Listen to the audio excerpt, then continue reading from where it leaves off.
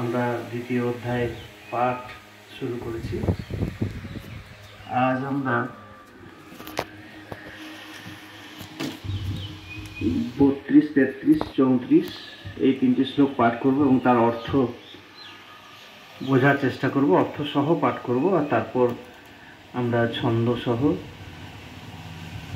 21 থেকে এই শেষ পর্যন্ত যে আজকের যে কটি শ্লোক আমরা পড়ব তার মানে 34 পর্যন্ত আমরা পড়ব। শুরু করছি।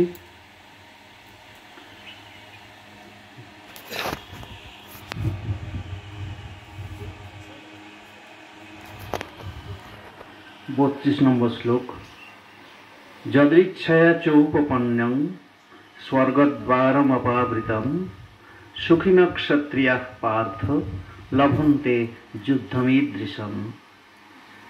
যদৃচ্ছয়া মানে হলো আপনি যে জিনিসটা আসে, কোনো চেষ্টা না করে এমনি যে জিনিস আমাদের কাছে আসে, চ মানে ও, উপপন্নং মানে যেটা এসে গেছে, আগত। যদৃচ্ছয়া চৌপপন্নং মানে যা আমরা না চাইতেই স্বাভাবিকভাবে আমরা লাভ করি, সেইটা ভগবান অর্জুনকে বলছেন যে এই যে তুমি না চাইতেই তোমার কাছে এসে গেছে। কি এসেছে? স্বর্গদ্বারম অপাবৃতম, স্বর্গের দ্বার, অপাবৃতম মানে উন্মুক্ত। তোমার কাছে না চাইতেই স্বর্গের দ্বার উন্মুক্ত হয়ে গেছে। সুখিনঃ ক্ষত্রিয়াঃ পার্থ, হে পার্থ, এই ক্ষত্রিয় ভাগ্যবান, সুখী নন এখানে ভাগ্যবান যে সমস্ত ক্ষত্রিয়, তারাই লভন্তে লাভ করেন ঈদৃশম যুদ্ধম, এইরকম যে যুদ্ধ, মানে ক্ষত্রিয় তো যুদ্ধই ধর্ম, স্বধর্ম। তো সেই যুদ্ধ, এই যে যুদ্ধ, এইটি তুমি লাভ করেছো, লাভ করে যারা ভাগ্যবান ক্ষত্রিয়। তাহলে যদৃচ্ছয়া চৌপপন্নং স্বর্গদ্বারম অপাবৃতম সুখিনঃ ক্ষত্রিয়াঃ পার্থ লভন্তে যুদ্ধমীদৃশম। মানে যে স্বর্গদ্বার উন্মুক্ত হয়েছে তোমার কাছে না চাইতেই, সৌভাগ্যবান ক্ষত্রিয় এইরকম যুদ্ধের সুযোগ লাভ করেন। 33 নম্বর শ্লোকে বলছে, অথ চেত ত্বং ইমং ধর্ম্যং সংগ্রামং ন করিষ্যসি তত স্বধর্মং কীর্তিং চ হিত্বা পাপম অবাপ্স্যসি। অথ চেত ত্বং মানে আর যদি তুমি, অথ চেত ত্বং ইমং ধর্ম্যং সংগ্রামং এই ধর্মযুদ্ধ ন করিষ্যসি মানে না করো, তাহলে তত স্বধর্মং কীর্তিং চ মানে স্বধর্ম এবং কীর্তি হিত্বা মানে হারিয়ে কি করবে তুমি? পাপম অবাপ্স্যসি, তুমি পাপ লাভ করবে বা পাপগ্রস্ত হবে। অথচ ত্বং ইমং ধর্ম্যং সংগ্রামং ন করিষ্যসি তত স্বধর্মং কীর্তিং চ হিত্বা পাপম অবাপ্স্যসি। আর যদি তুমি এই ধর্মযুদ্ধ না করো তাহলে কি হবে? স্বধর্ম এবং কীর্তি তুমি হারিয়ে পাপগ্রস্ত হবে। পরের শ্লোকে বলছেন, অকীর্তিং চাপি ভূতানি কথয়িষ্যন্তি তে অব্যয়ম সম্ভাবিতস্য চাকীর্তির মরণাৎ অতিরিচ্যতে। অকীর্তিং চ অপি ভূতানি মানে ভূতানি মানে হচ্ছে জীব সকল, বা যারা এখানে যুদ্ধের জন্য সমবেত হয়েছেন বা বাইরেও যারা আছেন, সেই সমস্ত মানুষ তোমার অকীর্তি দেখে, এই তোমার অকীর্তির জন্যে কথয়িষ্যন্তি তারা বলবে, কি বলবে?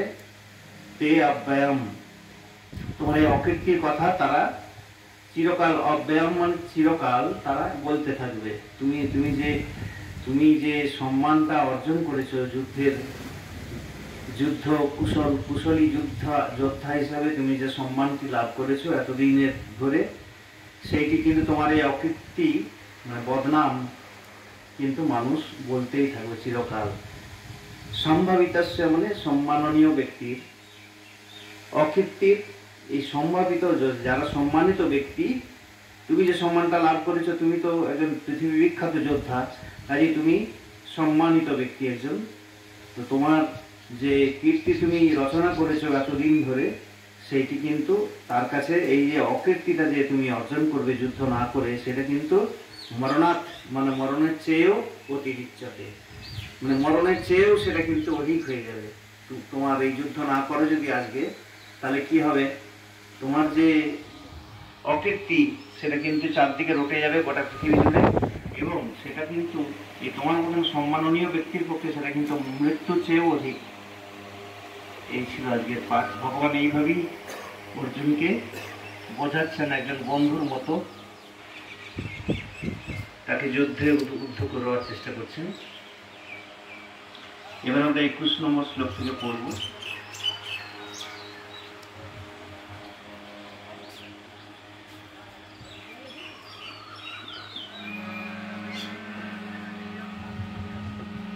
বসুদেব সুতং দেবং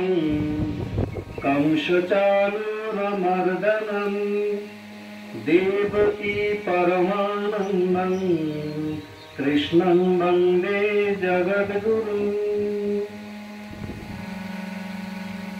अथ 12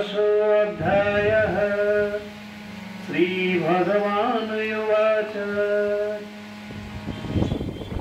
वेदविनाशिनं नित्यं येनमजमव्ययं कथं स्वपुरुषः पार्थ कं घातयति हन्तिकम्। वासांसि जीर्णानि यथा विहाय नवानि गृह्णाति नरो अपराणि तथा शरीराणि विहाय जीर्णानि अन्यानि संयाति नवानि देहि। नैनं छिन्दन्ति शस्त्राणि नैनं दहति पावकः न चैनं क्लेदयन्त्यापो न शोषयति मारुतः। अच्छेद्यो अयम् अदाह्यो अयम् अक्लेद्यो अशस्य एव च नित्यः सर्वगतस्थाणु अचलो अयं सनातनः। अव्यक्तो अयम् अचिन्त्यो अयम् अविकार्यो अयमुच्यते तस्मादेवं विदित्वैनं नानुशोचितुमर्हसि। अथ चैनं नित्यजातं नित्यं वा मन्यसे मृतं तथापि त्वं महाबाहो नैवं शोचितुमर्हसि। जातस्य हि ध्रुवो मृत्युः ध्रुवं जन्म मृतस्य च तस्मादपरिहार्येऽर्थे न त्वं शोचितुमर्हसि।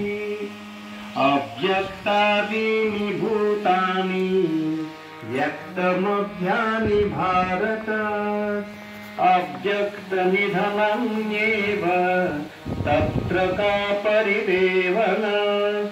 आश्चर्यवत् पश्यति कश्चिदेनम् आश्चर्यवत् वदति तथैव च यन्नः आश्चर्यवच्च एनामन्यः शृणोति श्रुत्वाप्येनं वेद न चैव कश्चित्।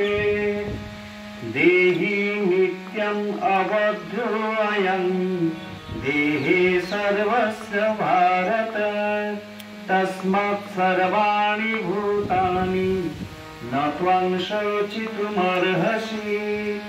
स्वधर्ममपि चावेक्ष्य न विकम्पितुमर्हसि। धर्माद्धियुद्धात् श्रेयं यत् क्षत्रियस्य न विद्यते यदृच्छया चोपपन्नं स्वर्गद्वारमपावृतम् सुखिनः क्षत्रियाः पार्थ लभन्ते युद्धमीदृशम्। अथ चेत्त्वम् इमं धर्म्यं सङ्ग्रामं न करिष्यसि ततः स्वधर्मं कीर्तिं च हित्वा पापमवाप्स्यसि अकीर्तिं चापि भूतानि कथयिष्यन्ति ते व्ययम् सम्भावितस्य च कीर्तिर्मरणादतिरिच्यते।